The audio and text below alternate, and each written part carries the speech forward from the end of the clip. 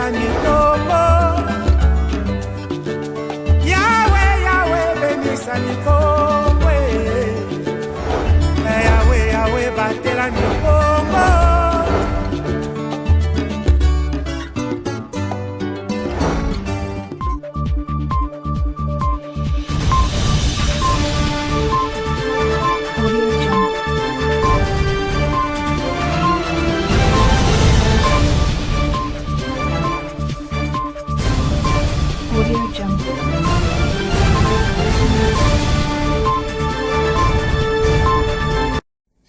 Salutations spéciales à vous, messieurs et dames, et bienvenue dans cette édition du journal sur ma bannière télévision. Ouvrons cette session d'information à Matadi. Le maire de la ville, Dominique Nkodiambete, était devant le chevalier de la plume ce mardi 2 mai 2023. L'objectif de cette conférence de presse était de présenter son bilan de ces 100 premiers jours. Les détails dans cet élément de Roger Missamou. Suivez. Nommé par ordonnance présidentielle le 26 novembre dernier et entré en fonction le 5 janvier 2023 au terme de la cérémonie des remises et reprises, le maire de Matadi, Dominique Nkodiambete, présente le bilan de ses 100 premiers jours à la tête de cette ville portière le mardi 2 mai 2023 au cours d'une conférence de presse. Dans son exposé, secteur par secteur, il expose ses initiatives, en commençant par les redressements de l'administration à la mairie, la lutte contre le banditisme urbain, la réhabilitation des infrastructures routières, du réseau de l'éclairage public, la restauration de l'autorité de l'État et bien d'autres. Merci également à toute la population de Matadi qui a placé sa confiance en nous. Après 100 jours, nous sommes venus nous livrer à cet exercice démocratique qui voudrait que nous puissions rendre compte à la population du travail que nous avons déjà abattu. À la mairie, les fonctionnaires que nous avons trouvés étaient désactivés. Il faut les remettre en service. Il faut maximiser les recettes. Nous avons commencé par assainir de ces côtés-là. Vous allez apprendre que toutes les personnes qui travaillent dans les ports et partout, nous les avons changés parce qu'ils ne nous produisaient pas un travail de qualité. Et nous avons retrouvé beaucoup d'endroits où s'effectuait la vente de la drogue dans cette ville. Le cas le plus frappant, c'est celui de M. Cicéron. Plus de 15 ans dans cette ville, en train de détruire notre jeunesse. Nous faisons la prévention du phénomène Koulouna. Nous collaborons avec tous les services de justice. C'est pourquoi il y a des audiences foraines pour que nous puissions suivre comment évoluent les dossiers des malfrats que nous acheminons au parquet. Nous avons réglementé la circulation, surtout des enfants. Quand on demande à quelqu'un de se promener avec son identité, ce n'est pas de la tracasserie. C'est dans le cadre du contrôle normal de l'éclairage public au niveau de la ville. Nous continuons à faire l'entretien, nous achetons des lampes, tout ce qui va avec ces histoires-là. En même temps, il faut créer de nouveaux réseaux. L'assainissement de la ville et la lutte contre les embouteillages ne passent pas inaperçus. Et au finish, nous allons mettre en place une brigade, comme ça fonctionne déjà à Kinshasa. Une brigade sur l'assainissement ou l'environnement. En attendant, les plans urbains d'assainissement de la ville. Nous faisons face à des embouteillages. Depuis l'époque coloniale, ce sont les mêmes routes. S'en est suivi le jeu des questions-réponses. Le premier citoyen de la ville a pu satisfaire à toutes les questions des professionnels de médias. Au cours de cet exercice de la redevabilité, gage de la bonne gouvernance, Dominique Nkodiambete a projeté un avenir radieux pour la ville de Matadi avec l'accompagnement de toute la population. Le cadre permanent de concertation de la femme congolaise CAFCO au Congo central a manifesté son indignation contre les propos tenus par le député provincial Edouard Samba à l'endroit de la députée provinciale Elide Matadi, Made et Loubela. Suivez leur déclaration. Message d'indignation de femmes du Congo central. Nous, femmes du Congo central, réunies au sein du cadre permanent de concertation de la femme congolaise, en sigle CAFCO, coordination provinciale du Congo central, venons par la présente et avec pincement au cœur dénoncer avec la dernière énergie les spectacles désolants auxquels l'on assiste aujourd'hui entre deux élus censés représenter le peuple que nous sommes. Loin de nous l'esprit ni l'idée de nous ingérer dans les affaires personnelles de ces deux personnalités, Samba, Edouard et Loubela Made, tous deux députés provinciaux. Nous tenons juste à exprimer notre indignation pour le simple fait que cette affaire jette une fois de plus l'opprobre sur la femme du Congo central et c'est inacceptable dans le sens où les propos discourtois prononcés à l'endroit de la députée Lubela Made viennent ternir l'image et l'honneur de la femme citoyenne, mère et gardienne de valeurs dans la culture Congo.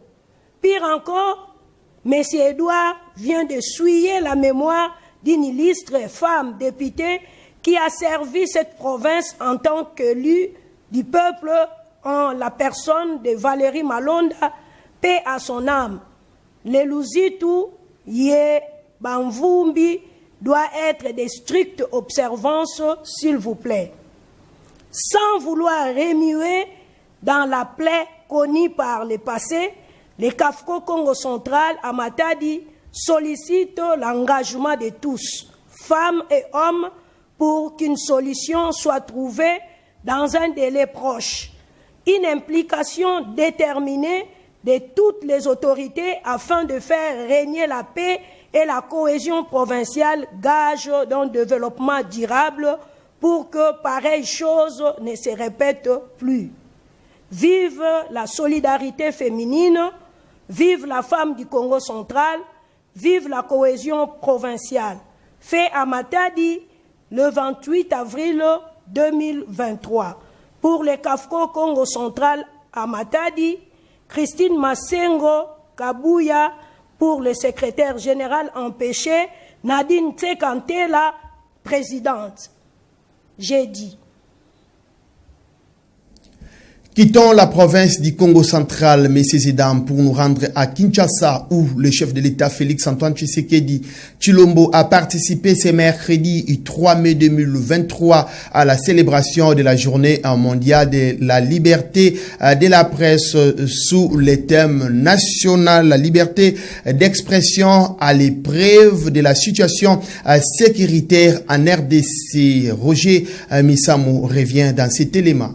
À l'occasion de la célébration du 30e anniversaire de la Journée mondiale de la liberté de la presse, le chef de l'État Félix-Antoine Tshisekedi Tshilombo a passé la journée de ce mercredi 3 mai 2023 aux côtés des journalistes, responsables des corporations et d'autres officiels. C'était au cours d'une cérémonie organisée par les ministères de la Communication et Médias. Dans ce moment, le président du CESAC, Christian Bossimbi, a dit se battre pour la protection des journalistes et la salubrité médiatique. Cette journée devrait aussi rappeler aux professionnels des médias le sens du devoir, la responsabilité qui les incombe, celle d'informer sans diviser, de dénoncer sans diffamer, de critiquer sans offenser, de parler sans faire du mal.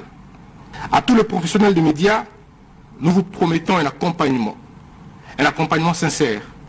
Aucun journaliste ne sera arrêté s'il travaille convenablement et il fait son travail. De son côté, le ministre de la Communication et Médias, Patrick Mouyaya, a réitéré son engagement de travailler pour l'amélioration des conditions de vie et professionnelles des journalistes. L'article 3.11 de la loi précitée les définit comme toute personne diplômée d'une école de journalisme reconnue par l'État congolais et dont l'activité principale, régulière et rétribuée consiste à la collecte, au traitement et à la diffusion de l'information. Intervenant en dernier, le chef de l'État a de nouveau demandé au Parlement de voter la loi sur l'accès à l'information et d'autres innovations. Je voudrais dire, avant toute chose, toute ma solidarité aux journalistes et professionnels des médias qui payent, comme beaucoup de nos compatriotes dans la partie est de notre pays, le prix de la barbarie de l'agression rwandaise.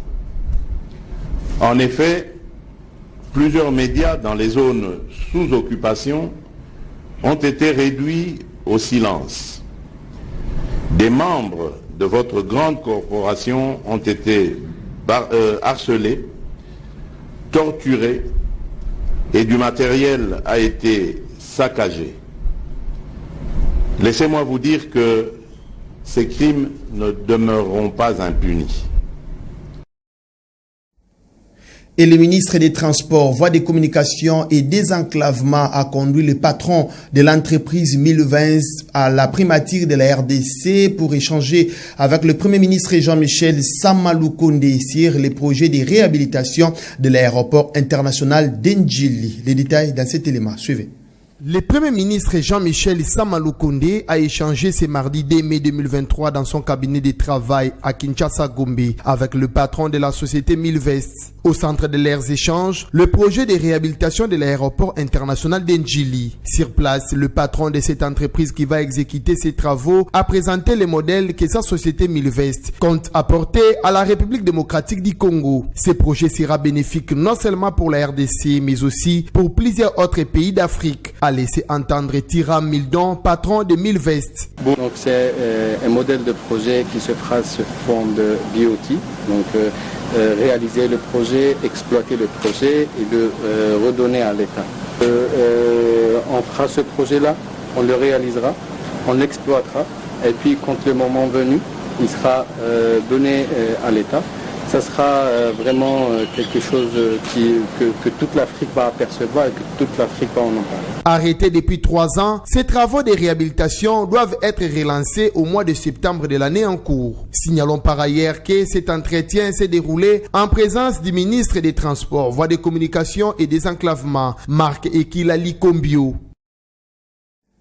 Et dans l'actualité continentale, plusieurs Soudanais quittent leur capitale Khartoum et d'autres villes sous les bombes et crépitements des balles pour espérer une vie sauve. Un récit de nos confrères de France 24. Suivez.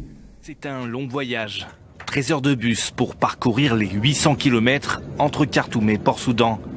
À bord, des hommes, des femmes avec leurs bébés. Beaucoup ont attendu plusieurs jours pour être évacués de la capitale, théâtre des violents affrontements. Ils sont désormais soulagés, mais exténués. Les gens qui viennent de Khartoum fuient la guerre et recherchent la sécurité. Ils arrivent dans des circonstances très difficiles. Certains n'ont pas de nourriture, certains sont malades, d'autres sont très vieux. Les combats se poursuivent, tout comme l'exode de la population. Selon les Nations Unies, plus de 100 000 personnes ont fui à l'étranger depuis le début du conflit le 15 avril dernier, un chiffre qui pourrait grimper jusqu'à 800 000. Enfin, plus de 300 000 ont été déplacés à l'intérieur du pays. La route principale reste celle entre Khartoum et Port-Soudan par bus, puis par bateau. Mais ils sont également nombreux à emprunter celle en direction de l'Égypte. Plus de 40 000 ont déjà traversé la frontière. Le Tchad, l'Éthiopie et le Soudan du Sud accueillent aussi de nombreux réfugiés. Avant le début des affrontements, un tiers des Soudanais dépendaient de l'aide humanitaire. Aujourd'hui, les besoins en nourriture et en eau sont d'autant plus énormes. Les fonds nécessaires sont gigantesques. L'appel conjoint de 1,75 milliard de dollars pour le Soudan en 2023 n'est financé qu'à hauteur de 14%.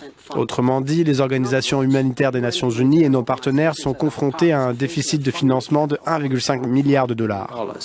Le programme alimentaire mondial a recommencé à fournir de l'aide après une pause liée à la mort de 3 employés dans le pays. Médecins sans frontières a également réussi à distribuer de l'équipement médical, mais les organisations le savent, ces aides sont loin d'être suffisantes. Qui commence bien, finit bien. Messieurs et dames, c'est la fin de cette édition du journal. Merci de l'avoir suivi et bonne suite des programmes chez vous. Au revoir.